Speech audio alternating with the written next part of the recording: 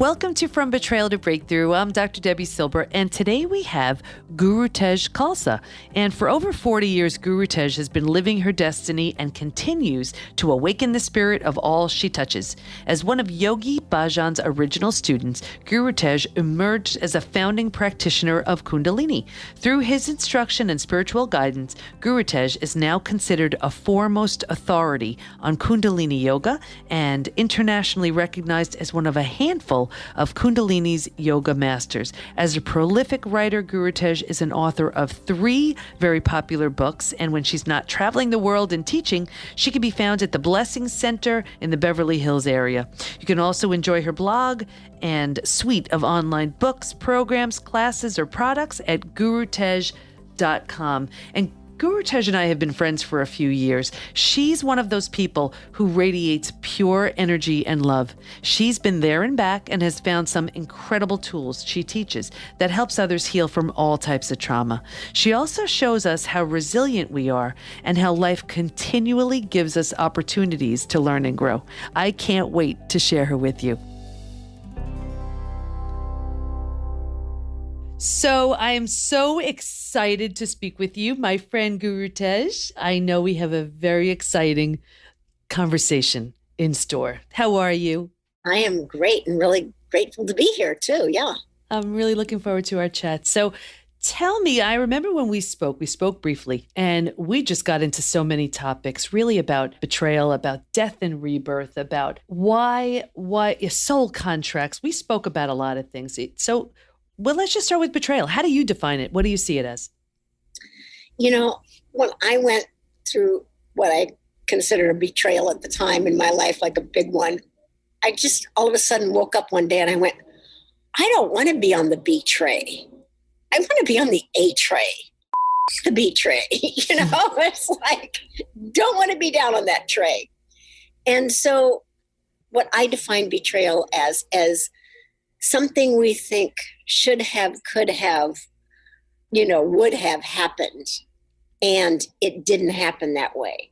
Or something that was, and all of a sudden it wasn't anymore. And we feel like someone else did it to us on purpose. And oftentimes it's just our viewmaster, and other times it's like something that comes in front of us so that we get to realize that challenges always can lead to amazing transformation. And it's just the direction we want to transform into. And I know you have deep experience with this. Oh, yeah. No, it's like, I've had the perfect life. I've never had anything that's happened with this at all. No. So can you share a little bit about, if you're okay with it, share a little bit about why you have such deep understanding about this topic? Well, 2 things I want to share is one thing about, yes, I've had a lot of interesting situations in my life, but 2 is I have a practice and I've collected a lot of really great tools that I want to share today too, because it's not that we don't have betrayals in our life. It's what we do with them. And, what you think of as a really huge betrayal to somebody else can be hardly on the scale, right? So, yes, I had an arranged marriage, and it was to someone who was a narcissist and violent, and we were running a spiritual community. So you got to really get to work on the spirit. I got to be a single mom. I got to have my kids tell me, what a terrible job that I had done. And I was with somebody who I thought we would be together forever and ever and ever and ever, and totally a deep soul connection. And that didn't land up being true. I could just go on and on and on and on and on. And then there's things that we feel are betrayals that have nothing to do with us whatsoever. Like what? Can you give an example? Well, when somebody you love dies, it feels like, how could you do that to me? And that's nothing to do with you. It's their journey, but that's a really big one. Even if somebody leaves you, it's 99% of the time not about you. It's about their journey and where they're going. And it's like, oh my God. One of the hardest mantras that I think anybody ever learns is it's 2 things. Don't take it personally, and it's not about you. And to understand betrayal, we have to take it personally, but then we get to unwind the layers of that. Yeah. And so for you to be able to unwind it, because from the other side, yes, you could say, okay, it's not about me and whatever. But when you're going through it, it feels so about you. So what did you do? I mean, how did you make sense and make meaning out of it? Well, each one was different because I was at a different stage of my life. But I think the one that was the biggest teacher to me was my daughter's journey when she got sick as a mother. My daughter had CLL, chronic lymphatic leukemia, and it was very, very virulent. It wasn't like older white men who get it.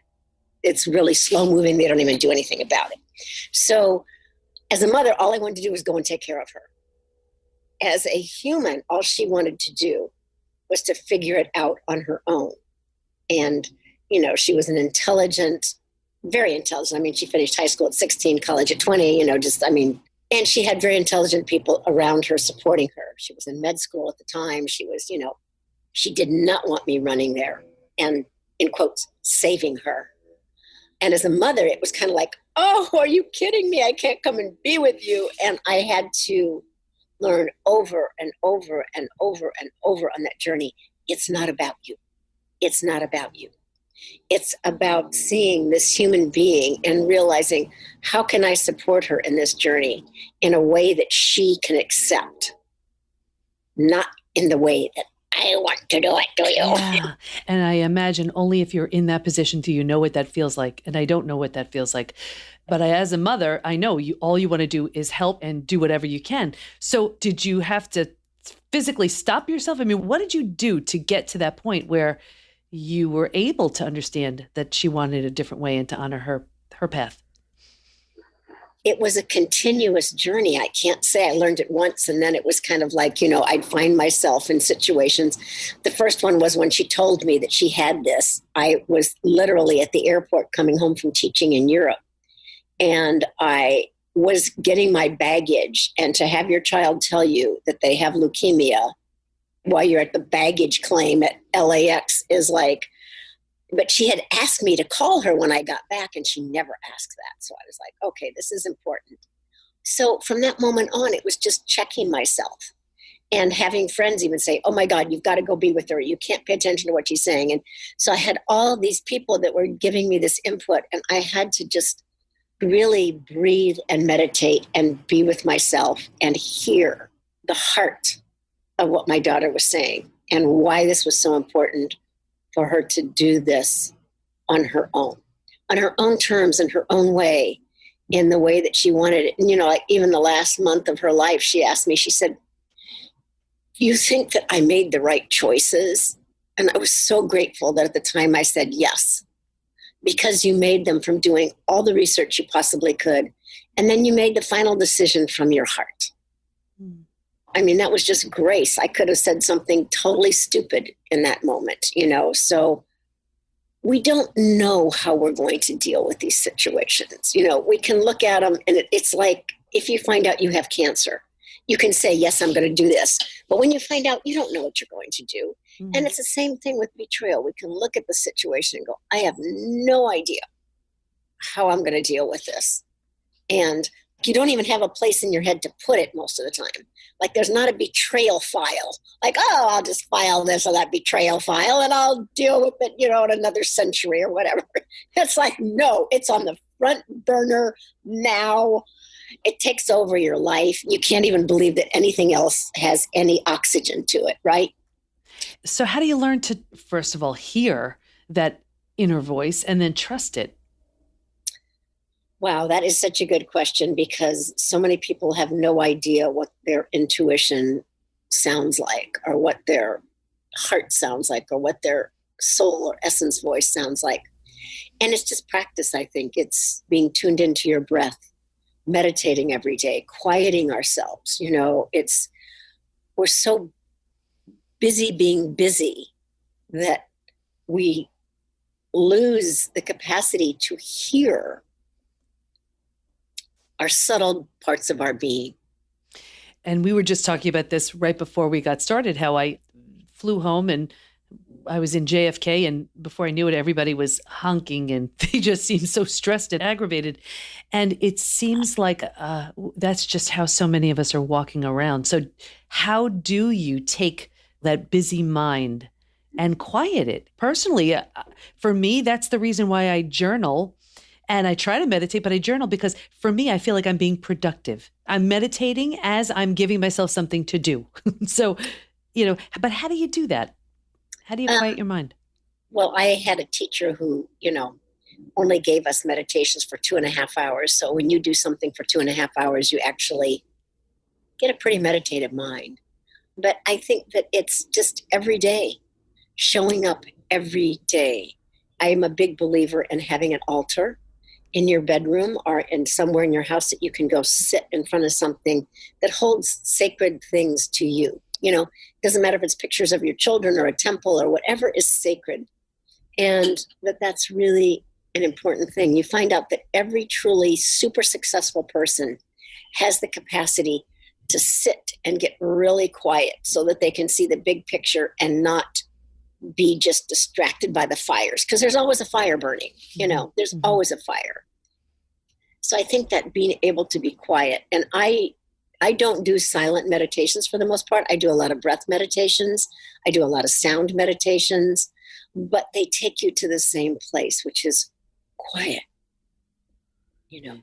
and I think that that's just every human being gets to, if they choose to figure out how to get quiet, because that's the place that we can hear each other from too. Absolutely. And that's where we can learn to speak heart to heart instead of brain to brain, which is, I think, so many of us are coming from that place. Now, I know you do a lot of processes and you teach a lot of processes. Is there one that, let's say with betrayal, that you feel is really helpful? I'm going to give you two. Okay. One is, we talked about the other day, which is sword dancing, is cutting cords. I mean, you can do it with your hands, but I say get a couple of big butcher knives or a couple of really good swords. So the reason, because steel is one of the hardest metals, right? And you watch how steel's forged. It's like, whoa, ever been to a steel mill or seen pictures? It's amazing, right? So you want that steel because it creates strength. And you want to just put on some fabulous drum or really primitive kind of dancing thing and dance, and probably not with a lot of other people around watching you, but just start cutting the cords. Just start cutting all the cords of the people who are leeching off of your being or who you have a connection with that is no longer serving you. Because as long as there's energetic lines coming into you, you're a feeding station. And we should only be feeding the people that we really want to feed until we're so expansive that we can feed the entire universe. Right. So just to sum that up, this is to cut the toxic ties. Is that the purpose of it? Yes. And it's interesting because I remember doing this.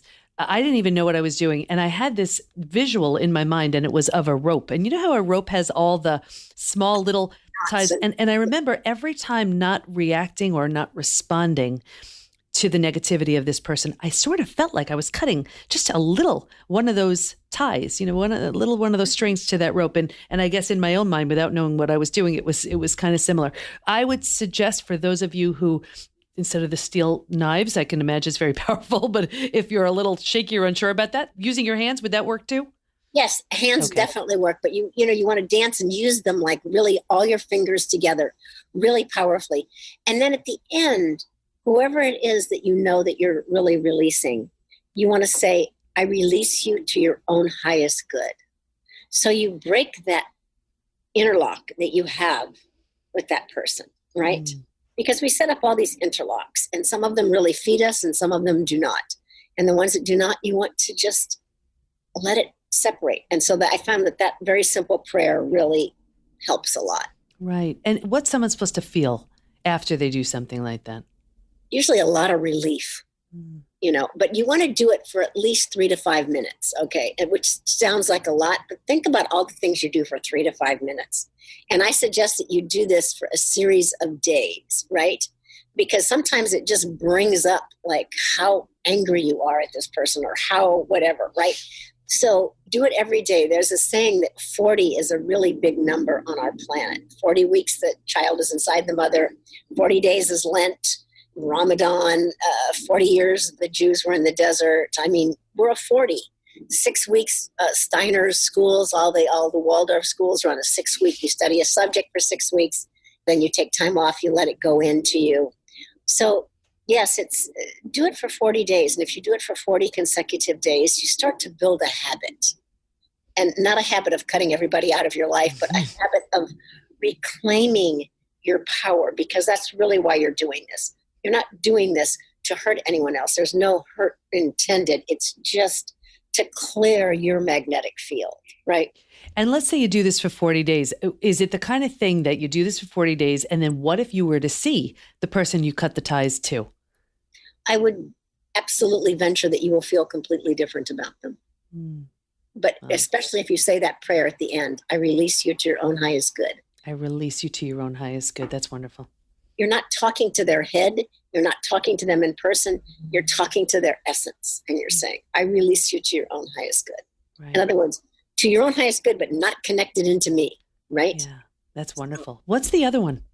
The other one is take a story that you're carrying around that you feel like you were betrayed with and write it down on a piece of paper. I love writing things down on prayer paper because it's made out of rice and it's non-toxic. And then read it back to yourself and then fold it up and take it outside and burn it. You can put it in a bowl, you can put it in a pot, and just, I highly suggest that you say a prayer over it before you burn it, but just, you're releasing it, you're changing forms. You know, Ayurvedically, when they ash something, then it has a completely different purpose. And then take those ashes once they've, cooled down and put them in a plant, recycle them. Let it feed something that is, bringing new life into something. Because betrayal usually feels like a death sentence of some kind. Something died, right? A trust died, a belief, a whatever it was, So it's like, how do you transform that death into something that is much more vibrant and alive and hopeful? And yeah. And I know you talk about the concept of death and rebirth. What does that mean to you? How does that happen? What does it look like? Well, I think that we have deaths and rebirths all the time in our life, and we get to choose whether we're reborn. I know 2 months before my daughter, we knew she was sick. I had an adopted daughter who also left her body. And so I had somebody who's a therapist and was also my astrologer. And he said, in whatever that book is that I know therapists have, he said, if it's a partner or a child or a sister, a brother, a friend, you're allowed 1 year to grieve. And after that, then you need to be medicated because you haven't, you're not dealing with it. And I was kind of like, that's totally weird. He said, but as a parent, if you lose a child, you're allowed to grieve the rest of your life. And my response was like, oh my God, no, my daughter would be so horrified by that, right? So, we're talking about literal deaths. We're talking about mini deaths. We're talking about, just when you got back into JFK and you came back into this like cacophony of like, right. There's a death of innocence in that, right? There's an innocence that dies being in that environment. It's like you feel like you have to protect yourself all the time. And so it's like innocence needs space to trust and be present. So I think we have all these deaths all day long that we don't even acknowledge. And each one of them is a chance to reformat ourselves and say, okay, I want to breathe more deeply into this so that I can feel like I'm bigger than whatever this thing is that's feeling like it's taking our energy. There's a million, it's what I call energy stealers a day, and those are like a conversation that you just had, somebody made a snide remark to you. You just have been working too hard and not eating properly. You're eating junk food. They're doing all these things that steal your energy from you. And we don't even notice them during the day. And then what we find ourselves doing is holding our breath. And our life and death is all about our breath. When you take your first breath, you're alive. when you take your last breath, you're no longer here. We call it dead, right? So as we hold our breath during the day and don't breathe because we're trying to just get through something, you're killing yourself. Okay. So it's like, how do you recover from that betrayal of being told that you're only as good as what you are creating and what you're doing, as opposed to, no, you are amazing right this moment. And the more that you breathe into you and are with you. Yesterday, I was doing some kirtan with a friend of mine, and she just retired from being a school teacher for a gazillion years. And I said, so where are you putting all that fabulous time that you just got? And she said, I'm trying not to direct it. I'm trying to just be with it and see where I'm supposed to be going. And she said, it's such a brave thing. We don't even think about doing this. It's like not even on our radar. But it's really like how we can actually recover from our betrayals of the mantras that we've been given, that you have no self-worth unless you do this, unless you're a doctor, a lawyer, an engine chief, whatever that is in your world, you know. Yeah, it sounds like she was taking a break from the rules. And it's so true. We're so accustomed to, okay, well, this is what we're supposed to do. And this is what we should do. Even to hear, well, you're supposed to grieve for a year for this circumstance. And who decides that? That just sounds bizarre to me. What? I don't know who's able to, what I would imagine is you're grieving, and how long anything should take has to do with your willingness to move through it and the resources you have available and a whole bunch of other circumstances. Certainly not what a book says is, what you're supposed to do or not. That just sounds so crazy. So, you also, you say something about unearthing your intuition to see the road signs of the future. What do you mean by that? Well, we're back to listening to that voice, because as women, we have a way more powerful intuition than men do. And we kind of like have pushed it off into the corner, and we don't honor it because we're competing in a man's world, and we think that we need to do that as a man, as opposed to realizing that your biggest gift is your intuition. And if you are using that, then your capacity to see, think about if you had, with your height and your depth and your altitude and your attitude and you could see in all directions, opposed to just doing exactly what we're talking about. Like, okay, the book says this, or my company says this, or this says this. But what if you walked into a meeting or a conference or a personal encounter with someone or a client meeting or whatever it is, and instead of, having all your notes and having all this down and being at that, at this pace like this, it's just like the frequency is like so intense. You slowed everything down internally. And there's breaths that can actually help with that, because we function in our sympathetic nervous system so much of the time, which is do until we fall over dead. There's no like consciously going to sleep or consciously being in a conversation with someone, or it's just do. And the parasympathetic nervous system is the one that gets you to allow, to relax, to stretch time and space. So I want to show you just one way of breathing that can really help that. And there's about 5 or 6 variations of this, but this one's really pretty simple. You take your tongue behind your bottom teeth, so like that. It's curled and pushed up against the bottom teeth. And you're just going to breathe through the sides of your mouth on the inhale. So it can be very slurpy sounding or very not. So it's just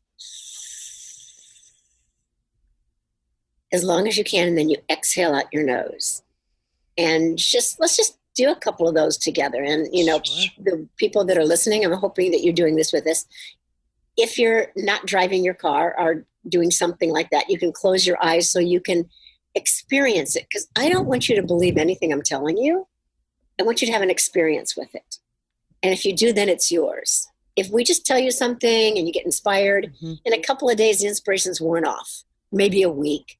But if you have tools and you use them, then that's the best. Then you get your own experience. So let's just try this a few times. Sure. Okay, just.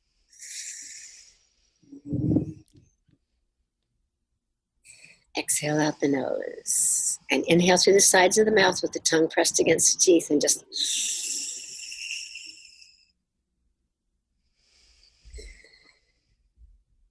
Again, inhale. And exhale through the nose. It's very calming.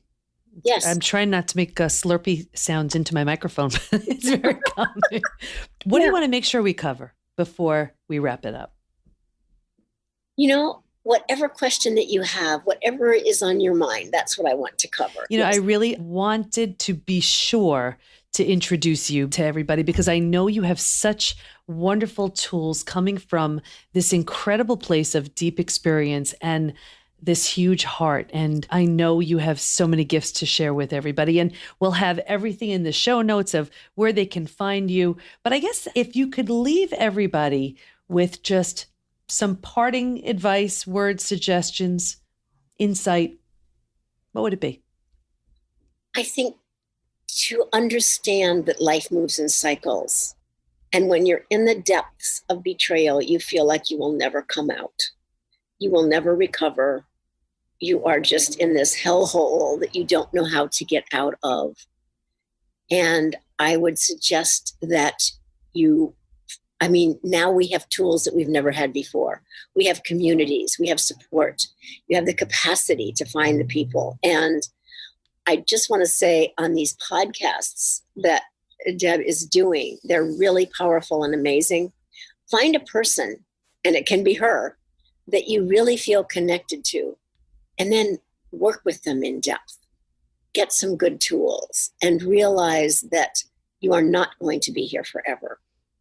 And just breathe into it. There's this old Tongling practice that you breathe in all of the pain of the world and you breathe out compassion. But the truth of it is you're breathing it. You're not taking it into you. You're taking it through you. Mm. So breathe so you can take this experience through you. It doesn't have to stick in you. Because when it does, you do lose your intuition as well because you get tight and closed down and fearful. I think that's a powerful message. And you said it, the entire purpose of this podcast is to share the incredible healers, experts, and regular people who have just experienced betrayal, have found a way to heal, and are sharing their gifts with the world. So I want to thank you so much for contributing your wonderful tools with us. And I just can't wait for everybody to just be a part of your world and what you have to offer. Thanks so much for joining us. Thank you, love. I want to thank Gurutej so much for being on the podcast. She's been kind enough to share her free empowerment guide, which you can find at gurutej.com, and we'll have her information for you in the show notes at pbtinstitute.com/podcast so you can access your gift and stay in touch with her. Here's my biggest takeaway. You're so much stronger than you think. And we often don't tap into that strength unless we're called to. But when we need it, it's always there. If you haven't already, be sure to take the quiz to see if you're struggling with post-betrayal syndrome at pbtinstitute.com/quiz and let us support you. Go to Facebook and join our group, Women Hacking Betrayal, where we give information, tools, and support to help you move forward and heal once and for all. Can't wait to be with you next time. And here's to your breakthrough.